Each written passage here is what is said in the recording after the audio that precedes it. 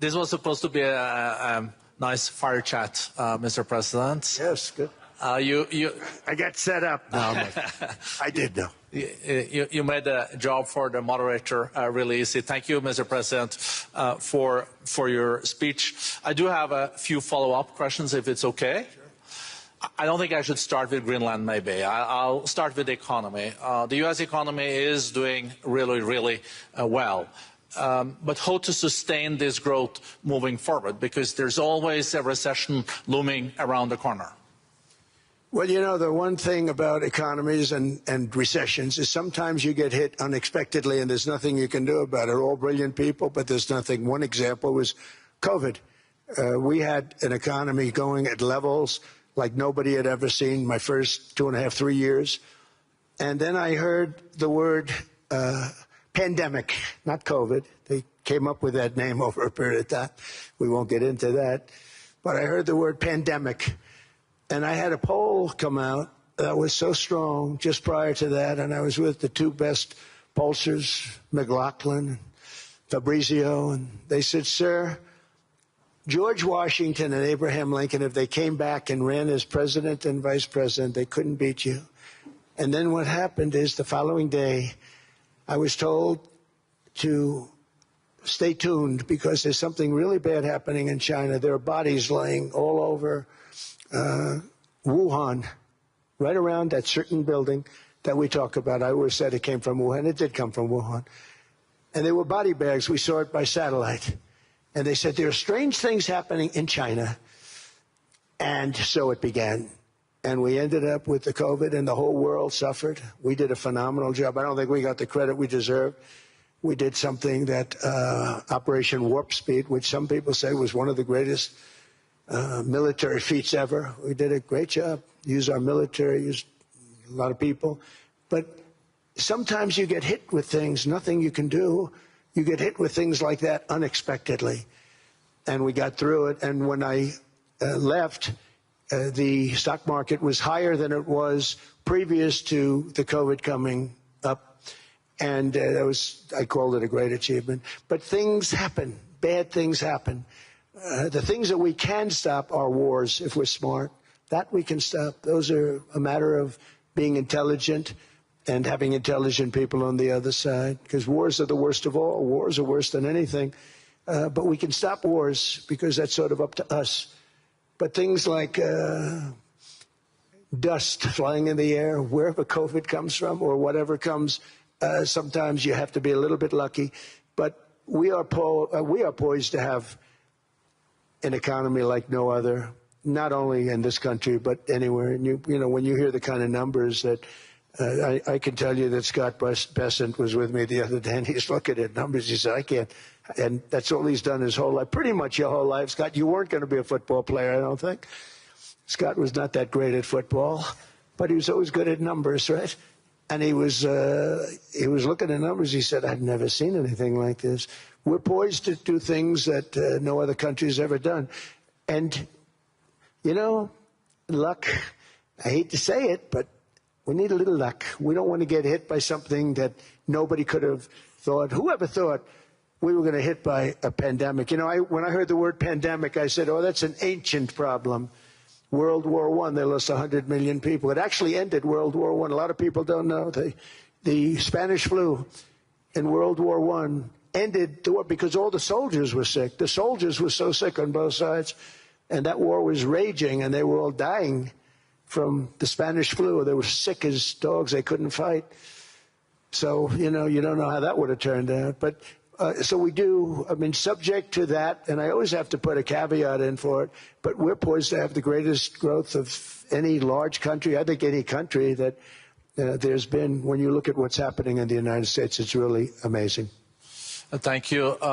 One thing that maybe keeps you up at night, I know you don't sleep that much anyway, Mr. President, is the debt. The U.S. debt is high, is now the biggest expenditure on your budget.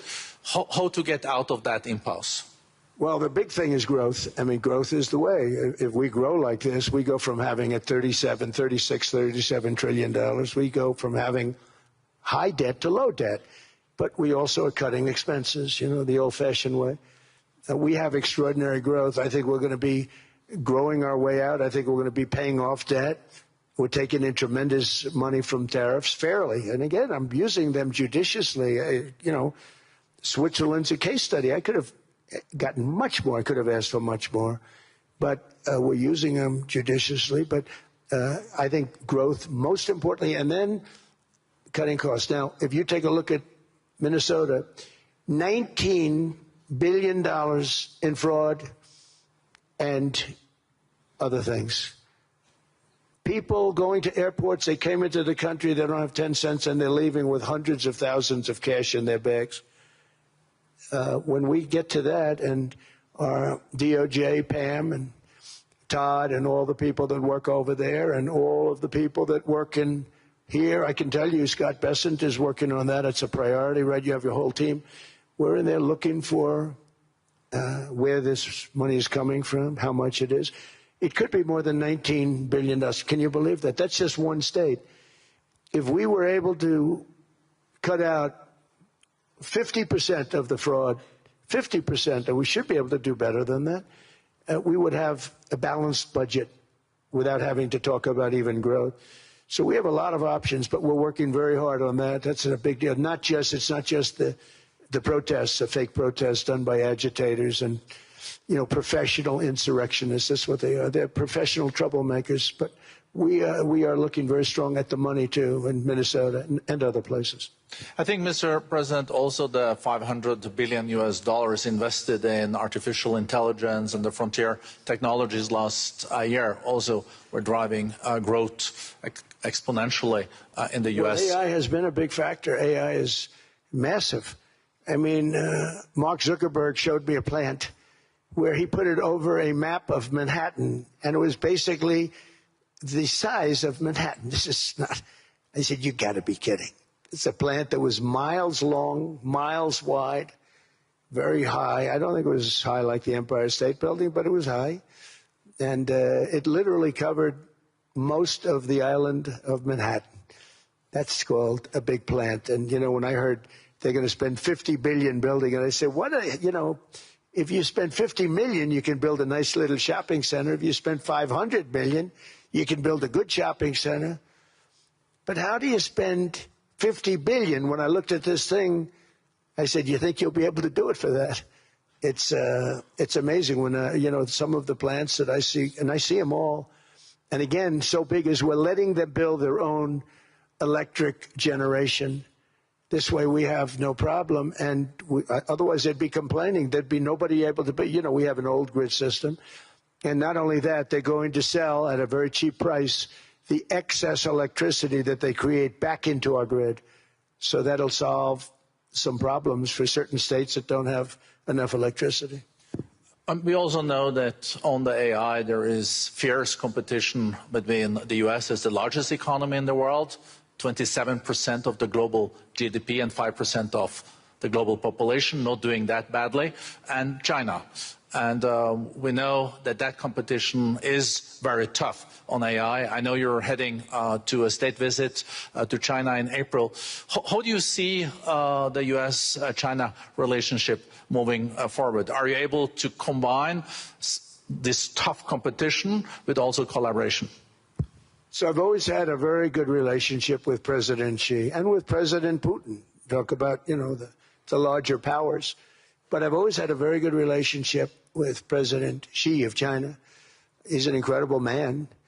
What he's done is amazing. He's highly respected by everybody. And I do now. I mean, now I have good. It was very severely interrupted by COVID. I used to call it the China virus, but he said, do you think you could use a different name? And I decided to do that because why should we have a problem over that? But I would do that, and they were. You're a true diplomat, huh? I became a diplomat for the first time. Well, who taught me that? Marco Rubio. He said, let me teach you about diplomacy. Hey, any guy that gets approved by 100% of the votes, think of it, he got liberal Democrats and radical right Republicans to approve him. He's the only one. The next one was lost 45 votes, right? But he got all 100 votes voting for him. And at first I wasn't happy about it. I said, wait a minute, I don't like that. And now it turns out that the Democrats probably wish they didn't do that. And Marco has been fantastic. Marco, stand up, please. You have done a great job as Secretary of State. He's going to go down as the best Secretary of State. And Scott, and we have Susie, who's the first female Chief of Staff, and she's the best Chief of Staff, too. And I see Howard Lutnick, who I know spoke, and Howard's fantastic. Some of the deals we're doing are great. And I want to pay particular attention because we have Chris. And Chris, you got up and spoke, I think. He's the #1 oil man in the world, because I was going to put Doug Burgum, who's fantastic. I don't know if Doug's here. Is Doug here? Doug Burgum is fantastic. He said, sir, there's one man better than me. And he introduced me to Chris, and he turns out to be. So we're drilling more oil and gas now than we ever have by almost double. Is that right, Chris? And on top of it, we get a lot coming out of Venezuela. So anyway, so we're doing great. The country is just doing great. We have great people. Thank you. And I see other people. We have Steve Witkoff. We have Jared. I got so many people. I'm in trouble because when I go back, they're going to be people with long faces. Sir, you didn't introduce me. I got so many people. And we have a lot of the greatest people anywhere in the world. I know them all. So I won't continue because we'd be here all day. Thank you, Mr. President. We also know that you're a deal maker, and then maybe coming back to Greenland and Ukraine. What kind of deal in the end do you see between the U.S. And Denmark? Because, you know, I guess you see it now as a negotiation going on, or? Well, it's costing Denmark hundreds of millions a year to run it. And Denmark's a small country and wonderful people. But, you know, it's very expensive. It's a very big piece of ice. And it's very important. I mean, I don't want to repeat the speech, but it's very important that we use that for national and international security. That can create a power that will make it impossible for the bad guys to do anything against the perceived good ones. And it's a great block for Europe, just like, you know, Denmark was supposed to spend hundreds of millions of dollars. They didn't spend the money. They didn't spend anything, almost. And we'll see what happens. I just say this. NATO has treated the United States of America very unfairly. We never asked for anything. We never got anything. We actually took care of the needs of NATO for years and years, which I felt was always unfair. So I got NATO to pay because they're rich countries. But I think it's time that NATO step up. We're helping them with Ukraine. Without us, I think Putin would have gone all the way. I think we have it. I think there could have been a World War III, if you want to know the truth.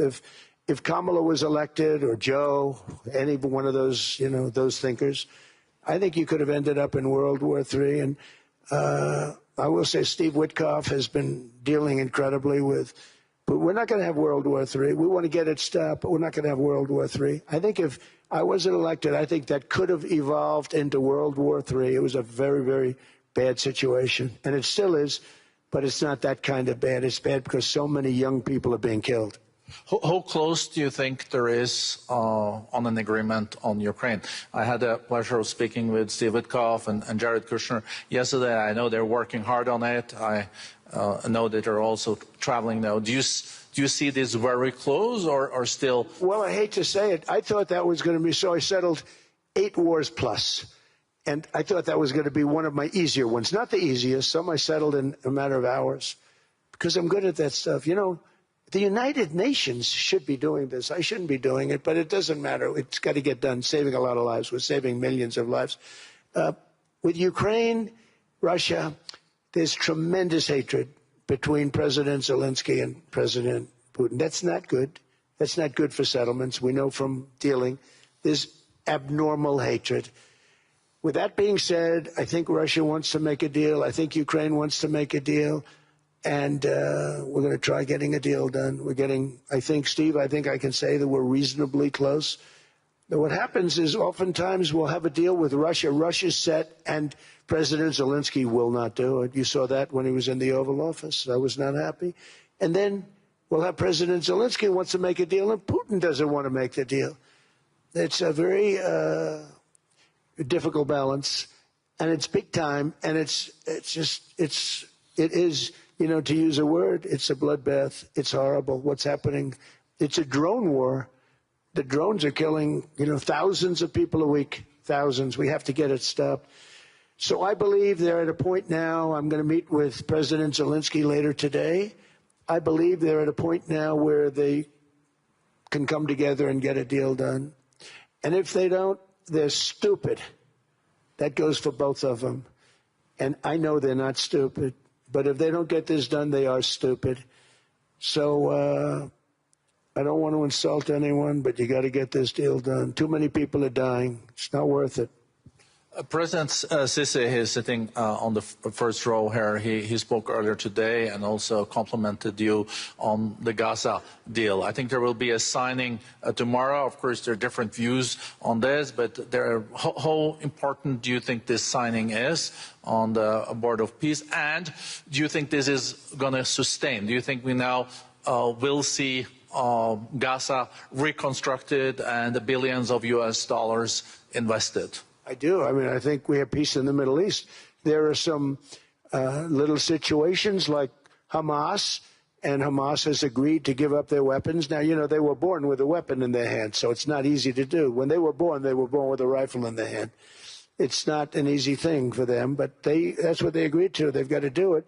And we're going to know, Jared, over the next 2 or 3 days, certainly over the next 3 weeks, whether or not they're going to do it. If they don't do it, they'll be blown away very quickly. They'll be blown away. You know, we have 59 countries that are part of that whole peace deal.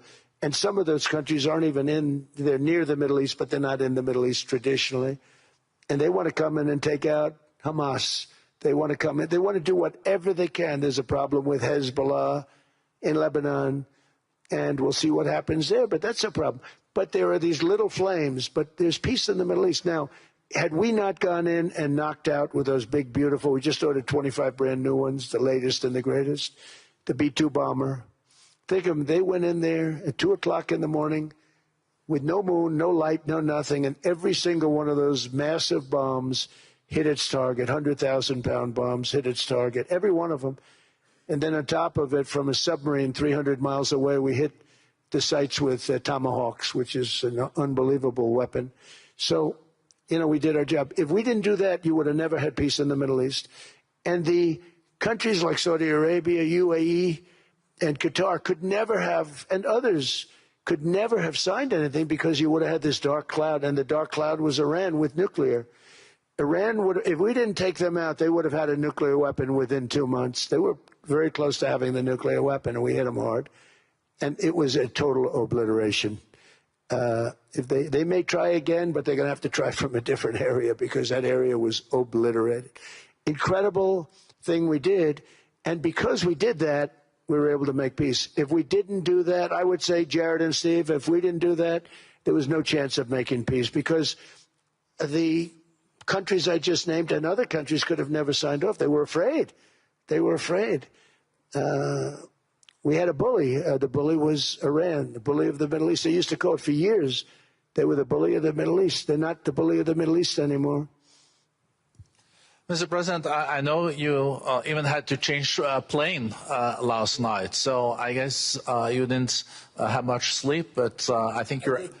But your energy is still there. I know you have several bilateral meetings. I know you're also hosting a reception. So thank you so much for coming back to Davos. Thank you so much. It's highly appreciated. Well, thank you very much. Thank you, everybody, very much. Thank you.